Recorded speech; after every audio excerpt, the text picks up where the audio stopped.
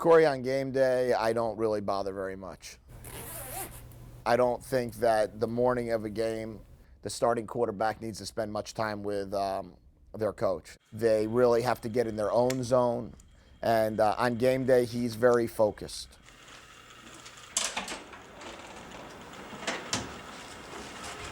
I cherish our relationship, and I appreciate the fact that I had the opportunity to work with him. We may get into it sometimes on the sideline, but at the same time, it's never any hard feelings between us.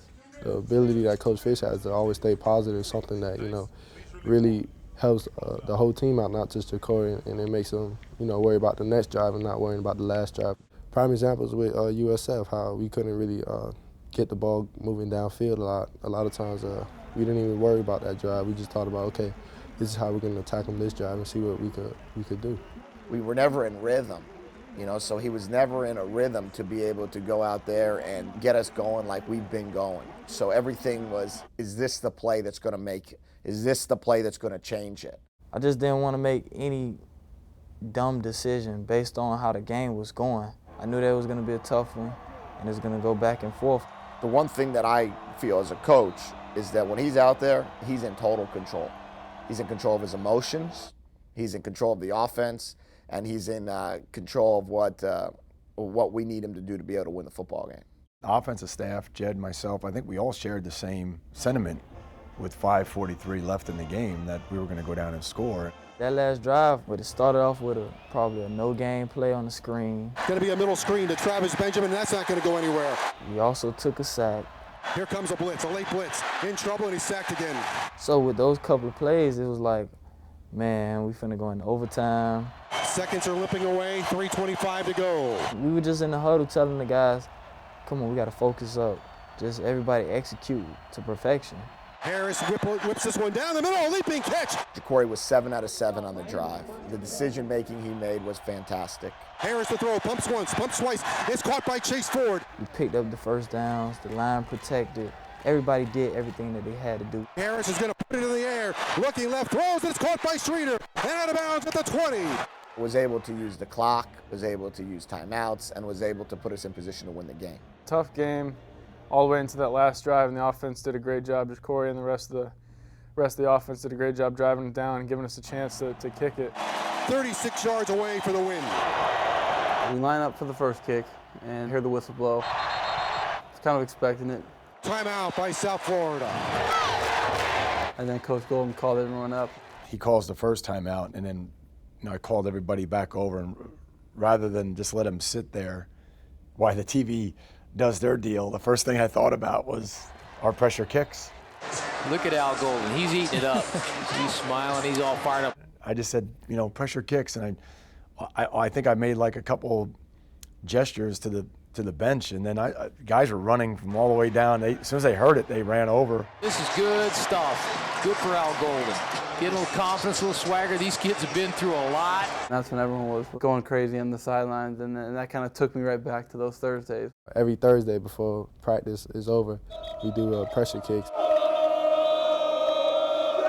We have everybody come together, and we all start yelling at Jake, and he's got to make these field goals. And we started singing a song that we always sing on the sideline.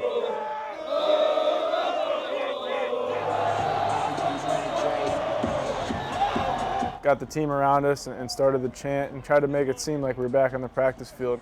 It actually worked, and it kind of made us all settle down. We went out there, we lined up again, and in my head I was thinking, all right, this is it. And then whistle blew again. And another timeout by South Florida. So they did it again, and we did it again.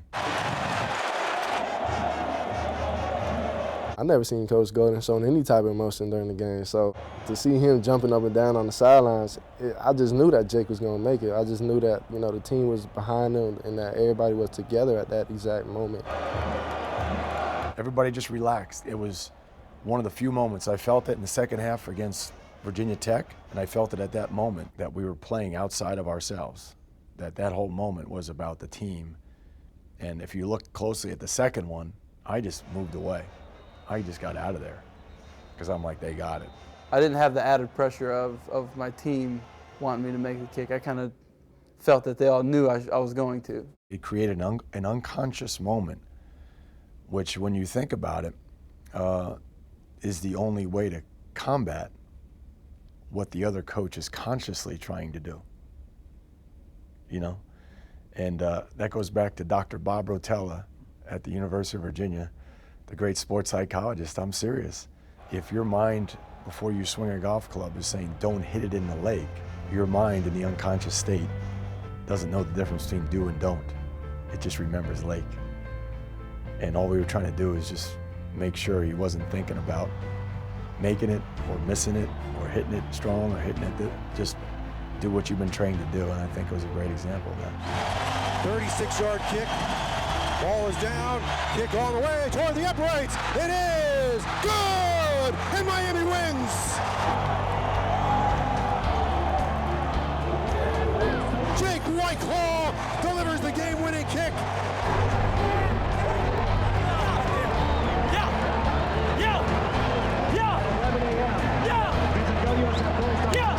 Miami has defeated South Florida 6-3. I don't know about years past, but I do know that for a quarterback to do that is a sign of growth, a sign of maturity, and a sign of somebody that you want. Oh my goodness! I think I You're got almost the end of me today. I think I got a concussion. Do you? I think I had a heart attack. So we're even. Yeah. Great job. Whether the growth be from Kansas State till South Florida, or whether the growth be from a year ago, I just know that we found a way we weren't going to lose that football game, and that's because of his leadership.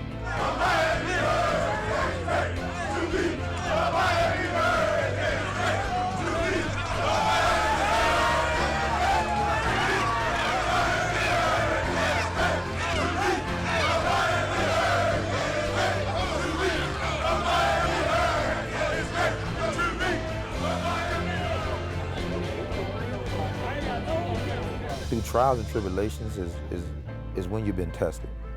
Who to say how and what kind of person would Jacory have been if he comes in and continues to success? Is he the humble Jacory that he is today?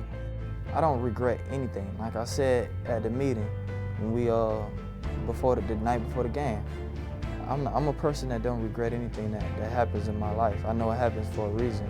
It ain't about all the wins that he had, but it's the person inside, and I think that's why he's able to endure and take in everything that had came his way, definitely for the season, and lead us the way he had. I'm happy with the road I took, the path I chose, and the outcome of everything.